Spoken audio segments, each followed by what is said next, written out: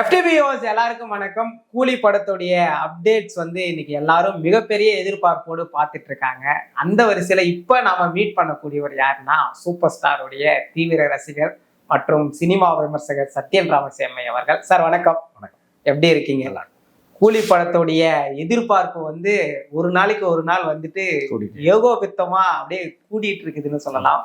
So super ஸ்டாருடைய ஃபேனா நீங்க எப்படி பாக்குறீங்க? இது புதுசு இல்லை சார். இது பார்த்தீங்க அப்படின்னா, நாங்கள் நிறைய இடத்துல சொன்னது. நிறைய நேரம் சூப்பர் ஸ்டார் அவருடைய படம் இந்திய சினிமாவிலேயே மோஸ்ட் ஹைப்டு ஃபில்மா கடைசி ஒரு 25 வருஷம் 30 வருஷம் எந்த ஒரு சமரசம் இல்லாமல் வரும். படம் ஓடலன்றது ரெண்டாவது. பட் ஆனால் ஹைப்பு சூப்பர் ஸ்டார் படத்துக்கு குறைவு இல்லாமல் வந்துக்கிட்டே இருக்கும். அதில் இது ஒரு மணிமகுடம் தான் சொல்லணும். ஏன்னா கடைசியா பாத்தீங்கன்னா இவ்வளவு ஹைப் இருந்த படம் பாத்தீங்கன்னா கபாலி தான். ஸோ கபாலி ஒரு நாள் முதல் நாளுடைய வசூல் ஏறக்குறைய 240-250 கோடியை நெருங்குச்சுன்னு சொல்லுவாங்க. பட் ஆனால் அப்போ இந்த அளவுக்கு ரொம்ப ட்ராக்கர் இல்லாததுனால எக்ஸாக்டா எவ்வளவு ட்ராக் பண்ணணும் அப்படின்னு இப்போ நாங்களே எப்பெல்லாம் ட்ராக் பண்ணல, இப்போ ட்ராக் பண்ணிட்டு இருக்கோம்.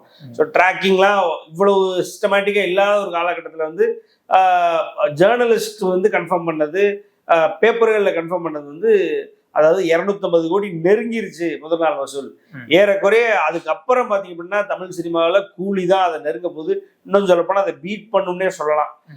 ஏன் அப்படின்னா, நீங்க கபாலி 9 வருஷம் 2016 நார்த் அமெரிக்காவில் பார்த்தீங்க அப்படின்னா அவ்வளவு எதிர்பார்ப்பு இருந்து அந்த படத்தினுடைய ப்ரீமியர் சேல், அதாவது ப்ரீ சேல் 1.9 மில்லியன் கிட்டத்தட்ட. இன்னைக்கு கணக்குக்கு பார்த்தீங்கன்னா 17 கோடி 16.5 கோடி 17 கோடி அப்படின்றது ப்ரீ சேல்ஸ் கலெக்ஷன் மட்டும் இருந்தது 9 வருஷத்துக்கு முன்னாடி. அதுக்கப்புறம் அந்த படத்தினுடைய கலெக்ஷனை யாராவது அடிச்சாங்களான்னா அடிக்கல. ஏன் சூப்பர் ஸ்டார் ரஜினிகாந்தே அடிக்கல. அதாவது கலாநிதி மாறன் சொன்னார் இல்லையா, is record maker and as well as is record breaker அப்படின்னாரு இல்லையா, உண்மைதான். இப்போ 9 வருஷம் கழிச்சு அவரே அவரோட ரெக்கார்டு, அதாவது நார்த் அமெரிக்கால $1.9 மில்லியன் வச்ச ரெக்கார்டை இப்போ 2 மில்லியன்ஸ் ஆக்கி அடிச்சிட்டாரு.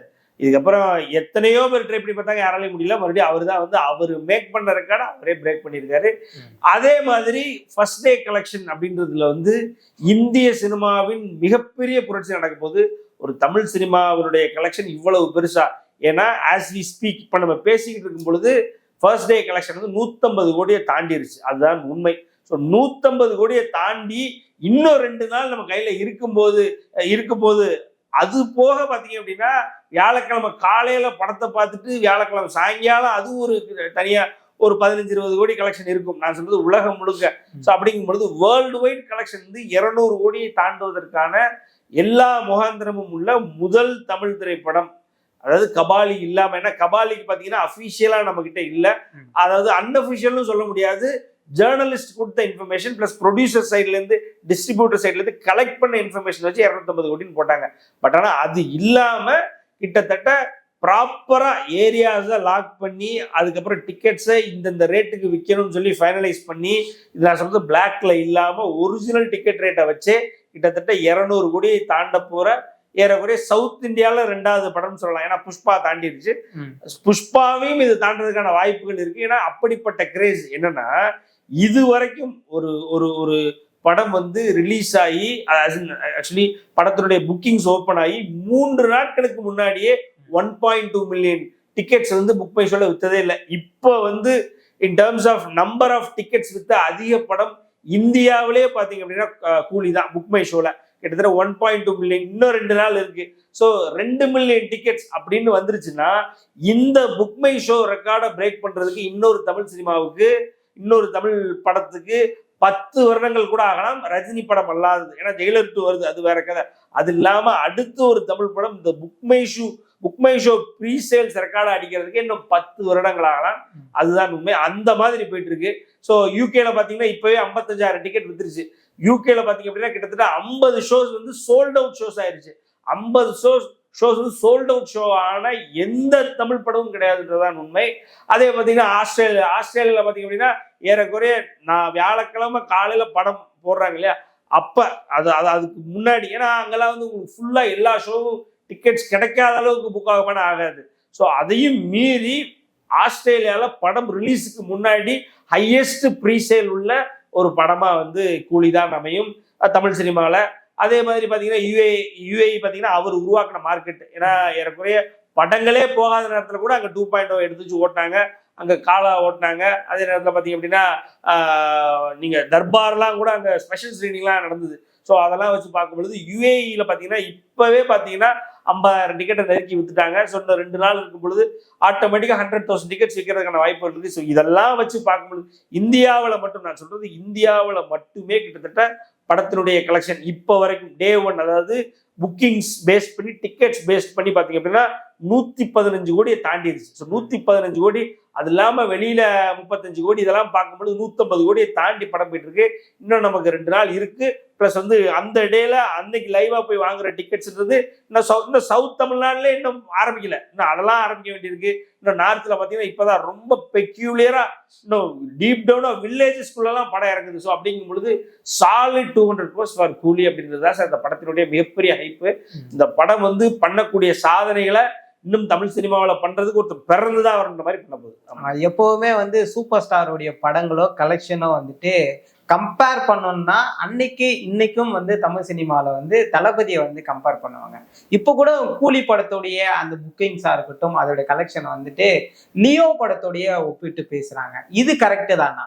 இல்ல, அது வந்து ஒரு வகையில பாத்தீங்க அப்படின்னா அது ஒரு தவறான ஒப்பீடு தான் சொல்லுவேன் சார். இப்படி தவறான ஒப்பீடு அப்படின்னா நீங்க லியோவை ஜெயிலர் கூட தான் ஒப்பிடணும்.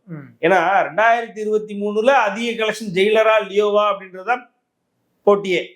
ஸோ நீங்க லியோவை எடுத்து ஏன் கூலி கூட ஒப்பிடுறீங்கன்னே தெரியல. மேபி லோகேஷ் கனகராஜ் இருக்கிறதுனால ஒப்பிடலாம். பட் ஆனா கூலிகிட்ட தோத்த படம் தான் லியோன்றதான் உண்மை. 2023 ஹையஸ்ட் கலெக்டட் மூவி என்னன்னா அதாவது சாரி ஜெயிலர்கிட்ட தோத்த படம் தான் Leo. So 2023 highest collected movie என்னன்னா ஜெயிலர் தான். அது எல்லாருக்குமே தெரியும். தெரிஞ்ச இன்னைக்கு அதை வந்து அவங்க ஒரு பெரிய படம் கூட ஒப்பிடுறது எப்பயுமே ஒரு வாடிக்கையா வச்சிருக்காங்க சார். தக் லைஃப் வரும்போது தக் லைஃப் வெர்சஸ் கூலினாங்க. அதுக்கப்புறம் பாத்தீங்க அப்படின்னா நீங்க ஒரு இப்ப சவுத் இந்தியன் பிலிம் அப்படின்றது, அதாவது தமிழகத்தினுடைய படங்கள்ன்றதை தாண்டி சவுத் இந்தியன் படங்கள் கூட ஒப்பிட்டு இப்ப என்னன்னா நான் இருக்கிறேன், இப்ப நானும் விஜய் ஒண்ணுன்னு என்ன நான் விஜய் கூட ஒப்பிட்டே இருந்தேன் அப்படின்னா நானும் அந்த இடத்துக்கு வந்துருவேன்ல. அப்போ என்னையே மக்கள் அந்த மாதிரி பார்க்க ஆரம்பிச்சுருவாங்களே. இன்னைக்கு பார்க்கலாம் டவுன் த லைன் ஒரு 20 வருஷத்துல ஒரு 30 வருஷத்துல பார்க்க ஆரம்பிச்சுருவாங்கன்ற ஒரு அற்ப ஆசையில நாம சொல்லிக்கிட்டு இருந்த மாதிரி அந்த மாதிரி தான் லியோவை எடுத்துக்கொண்டு போய் உடனே சலார் கூட ஒப்பிடுறது.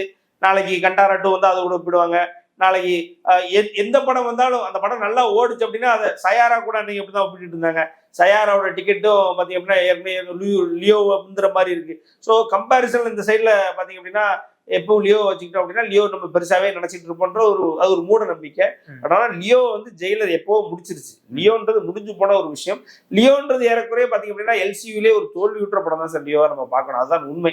ஏன்னா லோகேஷ் கனகராஜ் ஒரு மென்டல் ஹாஸ்பிட்டல்ல சேர்க்கணுன்ற அளவுக்கு அவருக்கு ஒரு கெட்ட பேரை அவப்பேரை ஏற்படுத்தி கொடுத்தது. ரெண்டாவது பாத்தீங்கன்னா லியோவினுடைய கிளைமேக்ஸ் அப்படி இல்லைன்னா அதோட செகண்ட் ஹாஃப் நாங்க அதை வேற, அது ஃபேக்கு, மன்சூர் அலிகான் வேற மாதிரி பேசுவாரு வைப்பாருன்னு ஒரு ப்ரொடக்ஷன் கம்பெனியே தான் எடுத்த படத்தையே வந்து அதை வந்து டிஸ்பியூட் பண்றதெல்லாம் வந்து எங்கேயுமே நடக்காது. அதாவது மக்களுடைய எதிர்பார்ப்புக்காக மாத்தலாம். மக்களுடைய எதிர்பார்ப்புக்காக எப்படி மாத்தலாம் அப்படின்னா, ஒரு எக்ஸாம்பிளுக்கு ராஞ்சனா படம் வந்து அம்பிகாபதி படம் வந்து இல்லையா, அதை ஏஐல வந்து இப்போ குந்தன் வந்து உயிரோட இருக்கிற மாதிரி கொண்டு வந்தாங்க. அதுக்கு தனுஷ் கூட மறுப்பு தெரிவிச்சாரு, அதுக்கு வந்து எதிர்ப்பு தெரிவிச்சாரு. விஷயம் என்னன்னா மக்கள் வந்து அவர் உயிரோட இருந்ததுதான் நல்லா இருக்குன்னு எதிர்பார்க்கறாங்க. அவங்க தனுஷும் வந்து சோனம் கபூரும் இருந்துதான் நல்லா இருக்குன்னு எதிர்பார்க்கறாங்கன்றதுக்காக மாத்தலாம். ஆனால் ஒரு படம் வந்து நல்லா இல்லைன்ற ஒரு காரணத்துக்காக இல்ல அதை நாங்க சும்மா தான் எடுத்தோம், அது ஃபேக், இதுதான் உண்மை அப்படின்னு சொல்லி ஒரு செகண்ட் ஹாஃப்ல ஒரு முக்கியமான சீனை மாத்துறதெல்லாம் வந்து எங்கேயுமே நடக்காது. அந்த மாதிரிலாம் அது இல்லாம அதோட டிஸ்ட்ரிபியூட்டர் தெலுங்கு டிஸ்ட்ரிபியூட்டர் அண்ட் அது போக பாத்தீங்க அப்படின்னா அதனுடைய கேரளா டிஸ்ட்ரிபியூட்டர்லாம் வந்து நஷ்ட கணக்கை காமிச்சு அதாவது ப்ரொடக்ஷன் கம்பெனிக்கு எழுதி அனுப்புனாங்க. அது இங்கே உள்ள ப்ரொடக்ஷன் அசோசியேஷனுக்கு எழுதி அனுப்புனாங்க நஷ்டத்தை மீட்டு தர சொல்லி. அது இல்லாம பாத்தீங்க அப்படின்னா அந்த படத்தை எடுத்த ப்ரொடியூசரே இன்னைக்கு ஆள காணும். படம் முடிஞ்சு 2 வருஷம் ஆகுது, அவரே எங்க இருக்காரு என்னன்னு தெரியல. இடையில ஒரு இந்த படம் சின்ன படம் ஏதோ ஒன்று கமிட் பண்ணாரு, எல்ஐகேவோ ஏதோ ஒரு படம் கமிட் பண்ணாரு, அதுக்கப்புறம் அவரும் ஆள காணும். ஸோ தோற்று போன படம் ஒரு லியோ, அது ஜெயிலர் கூட தோற்று போனதுதான் உண்மை. அதுதான் வரலாறு. அந்த வரலாறை மறுதளிக்கணுன்றதுக்காண்டி இன்னைக்கு லியோவை கூலி கூட ஒப்பிட்டு சும்மா சுத்திட்டு இருக்காங்க. விவரம் தெரிஞ்ச நமக்கு உங்களை மாதிரி என்ன மாதிரி ஆளுகளுக்கு, சினிமா தெரிஞ்சவங்களுக்கு, சினிமா கலெக்ஷன் பத்தி தெரிஞ்சவங்களுக்குலாம் வந்து இது வந்து பொய்ன்றது நல்லாவே தெரியும். தலைவர் படங்கள்லயே பெரிய அளவு எக்ஸ்பெக்டேஷன் இல்லாம வந்து ரொம்ப எதிர்பார்ப்போட பூர்த்தி செஞ்ச ஒரு படமா நம்ம வந்து ஜெயிலர் சொல்லலாம். ஆனா கூலிக்கு ஆரம்பத்துல இருந்தே எக்ஸ்பெக்டேஷனோட தான் இருக்கிறோம். ஸோ பெரிய அளவுல வந்து அவங்களுடைய எதிர்பார்ப்புக்கு தீனி பெற்ற கூடாதுன்னே ட்ரெய்லர் வந்து நார்மலான ஒரு ட்ரெய்லர் விட்டாங்களோ? இல்ல இப்போ எக்ஸ்பெக்டேஷனே வந்து பாத்தீங்கன்னா சார் படம் தான் சார். இதுல படம் பார்க்கணும் அப்படின்றதா எல்லாருக்கும் அது ஒரு வெறி மாதிரி ஒரு கிட்டத்தட்ட நரம்புல அவனுக்கு அந்த வைப்பு அது இதுன்றாங்களே அதெல்லாம் வந்து நரம்புல இருக்குன்றதான் நினைக்கிறேன். நான் சொல்றது ரஜினி ஃபேன்ஸுக்கு இல்லை சார்.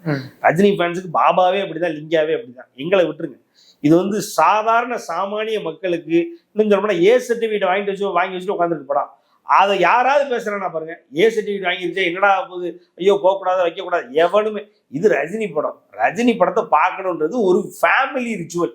அது எப்படி ஒரு தீபாவளியை கொண்டாடுறோம், ஒரு பொங்கலை கொண்டாடுறோம், அது மாதிரி ரஜினி படம் தான் ஃபேமிலியோட போய் ஒரு பஸ்ல ஏறியோ கார்ல ஏறியோ போய் அன்னைக்கு டிக்கெட்டை பூரா வாங்கி உள்ள உட்காந்து ஐஸ்கிரீமும் பாப்கார்னையும் வாங்கி சாப்பிட்டு வருதுன்றது ஒரு வழக்கம் தமிழ் சினிமாவில், தமிழ் மக்கள் தமிழ்நாட்டில் வழக்கம். இது இன்னைக்கு நேரத்தில் 35-40 வருஷம் 50 வருஷமா இருக்கு. அது வேற கதை. அதாவது கம்ப்ளீட்டா எப்போ இருக்குன்னா ஒரு 40 வருஷமா இருந்துகிட்டு இருக்கு. அதை வந்து யாராலையும் மாற்ற முடியாது. அப்படிங்கும் பொழுது இந்த படம் வந்து நீங்க சொன்ன மாதிரி ஜெயிலர் எதிர்பார்ப்பு இல்லாமையே 700 கோடி. இது எதிர்பார்ப்போட வருது. எதிர்பார்ப்போட வந்த எந்த ரஜினி படமும் பாத்தீங்க அப்படின்னா பாபாவுக்கு அப்புறம் சோட போட சார். பாபா உச்சபட்ச எதிர்பார்ப்பு தமிழ் சினிமாவில். அதுக்கப்புறம் நான் சொல்றது கூலியை சேர்த்து சொல்றேன். பாபாவுக்கு உள்ள எதிர்பார்ப்பு வந்து எந்த படத்துக்கும் முன்னாடி வந்ததில்ல, அதுக்கப்புறம் வந்ததில்ல. முன்னாடி வந்திருக்கலாம் மேபி, எனக்கு தெரியல. ஆனா அதுக்கப்புறம் வந்ததுன்றது நான் எழுதி கொடுப்பேன். அப்படிப்பட்ட பாபா ஃபிளாப் ஆச்சு. அதுக்கப்புறம் அவருடைய எக்ஸ்பெக்டேஷன்ல வந்த எந்த படங்களும் ஃபிளாப் ஆகல. கலெக்ஷன் ஓஹோன்னு பாபாவே 50 கோடி கலெக்ட் பண்ண படம். இப்ப நான் சொல்றது 2002ல 15 கோடி 16 கோடி தான் ஹையஸ்ட் கலெக்ஷன் இருந்த நேரத்துல பாபா வந்து 50 கோடி பண்ணாரு. அதே மாதிரி நீங்க லிங்கா எடுத்துக்கிட்டீங்க அப்படின்னா ஒண்ணுமே இல்லாத ஒரு படம் லிங்கா 150 கோடி கலெக்ட் பண்ணிச்சு. அவருடைய அட்டர் ஃபிளாப் மூவியை இவங்க அந்த கலெக்ஷனை இவங்க அடிக்கிறதுக்கே ரொம்ப நாள் அப்படிப்பட்ட சம்பவங்களை பண்ண படம். ஸோ அவ்வளவு எக்ஸ்பெக்டேஷன்ஸோட வர்ற இந்த ஒரு படம் வந்து இப்பயே கிட்டத்தட்ட 200 கோடி நம்ம எதிர்பார்க்கும் பொழுது ஓப்பனிங் டேவே ஆட்டோமேட்டிக்கா 5 நாள் லீவு நமக்கு. அப்படிங்கும் பொழுது எப்படியும் படம் வந்து 50 நாள் அசால்ட்டா கிடக்கும். ஏன்னா பெரிய படங்கள் அடுத்ததுன்னு கிடையாது. 2025க்கு இனிமே பெரிய படங்களே நமக்கு கிடையாது. அப்படிங்கும் பொழுது ஆட்டோமேட்டிக்கா இந்த படம் ஓடுற ஓட்டத்துல 1000 கோடின்றது எந்த வகையிலையும் வந்து சாத்தியம் இல்லாத ஒன்றாக இருக்கும். அதாவது சாத்தியமின்மை இல்லாத ஒன்றாக இருக்கும். அப்படி நம்ம பார்க்கும் பொழுது இதுக்கு ட்ரெய்லர் தான் தேவை அப்படின்னு தேவை. இந்த படத்தை பார்க்கணுன்றது எல்லாரும் முடிவு பண்ணிட்டான். என்னைக்கு வந்து அதாவது